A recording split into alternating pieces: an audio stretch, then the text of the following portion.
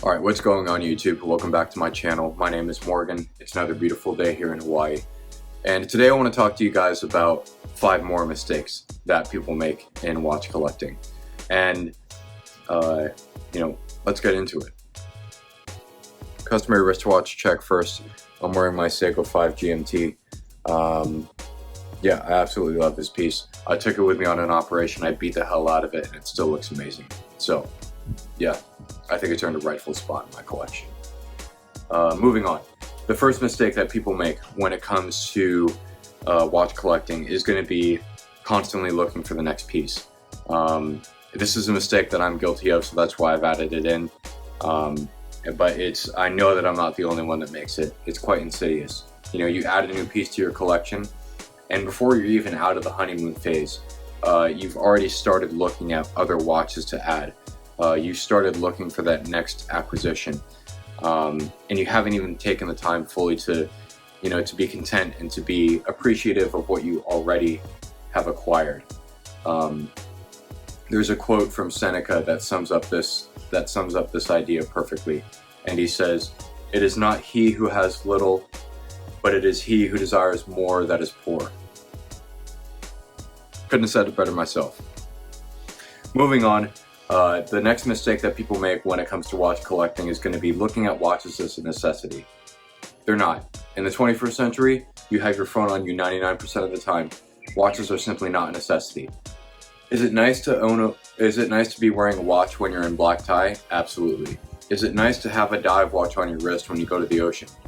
Absolutely. I do it all the time. Is it nice to wear a chronograph when you watch NASCAR or something, or watch a horse race, whatever? Yes, it is, but you don't need those things. You know, it's nice to have them, but they're not needed. They simply aren't. Let's just be honest here. Yeah, that's all I'll say about that. I'm really blowing through this list very, very quickly. We're like 2 minutes in, I'm already halfway through. The third mistake that people make when it comes to watch collecting is going to be ignoring cheaper options and going straight for the expensive brands. This isn't a mistake that's made as commonly, but I do, for people that are in the know, I am aware that it happens. It's not a good thing to ignore cheaper brands, because there's going to be financial implications when you make this mistake, and nobody likes losing money.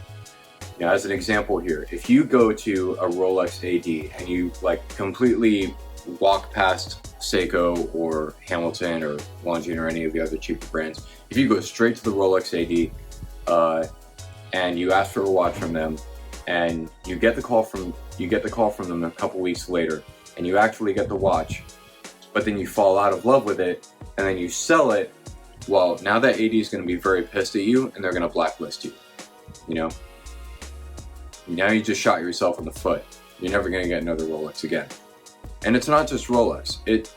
This goes for any other luxury brand. If you spend thousands and thousands of dollars on a Tudor, on an Omega, an IWC, a Breitling, and you fall out of love with it, if you have to sell those brands, then you're going to lose money on the secondary market.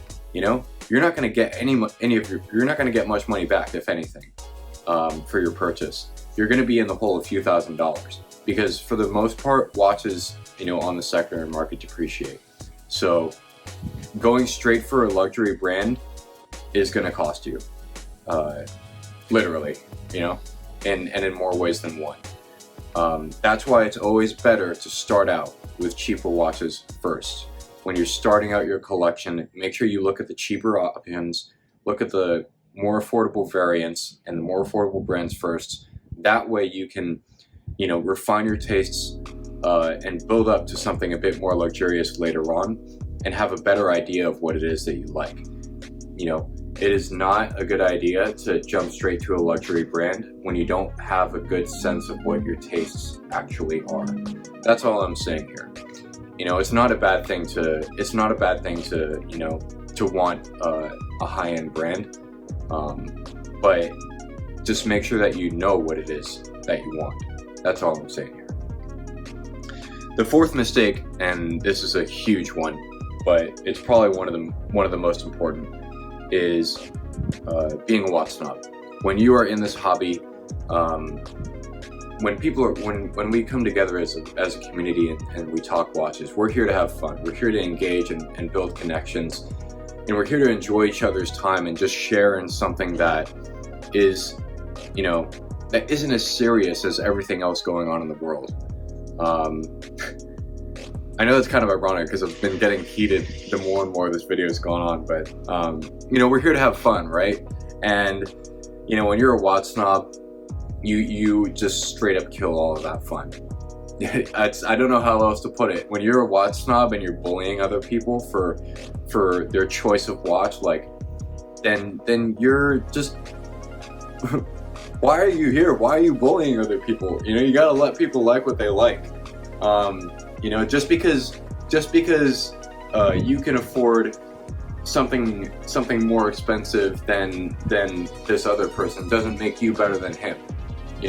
And that's going to lead me into my final point, which is concerning your self-worth. Nobody should ever derive their self-worth from their watch collection. And to be frank, I actually have seen this. It's quite sad to see, because true self-worth, true self-confidence, it comes from knowing who you are. It comes from being a person with character, from understanding your value system and adhering to it strictly and not compromising your values. That's where true self-worth comes from. It also comes from having good friends who support you and who love you, and who you love back and take care of, because love is a two-way street. It comes from all these things. It comes from standing up for what is right. It comes from protecting other people and protecting those you care about. It has nothing to do with your material things, and especially it definitely has nothing to do with what's on your wrist at any given time. That is not where self-worth comes from. Excuse me. But yeah, it's important to be a good person first, and then worry about what's on your wrist next. If I would conclude this video with anything, I would simply just say that. Worry about being a good person first. Worry about what's on your wrist after that. Don't be a watch snob. Don't bully people. Don't put other people down because they don't like the same things that you do. It's okay to not like certain brands, but what's not okay is bullying others for their choices. So just keep that in mind. And with that, I'm going to wrap up this video. I really thank you guys for watching. I hope that if you have any thoughts or if you have any views that you want to express, leave them down in the comments below. If you agree with what I've been saying in this video, please leave a like. And yeah, thank you guys again. I hope you have an amazing weekend. Peace.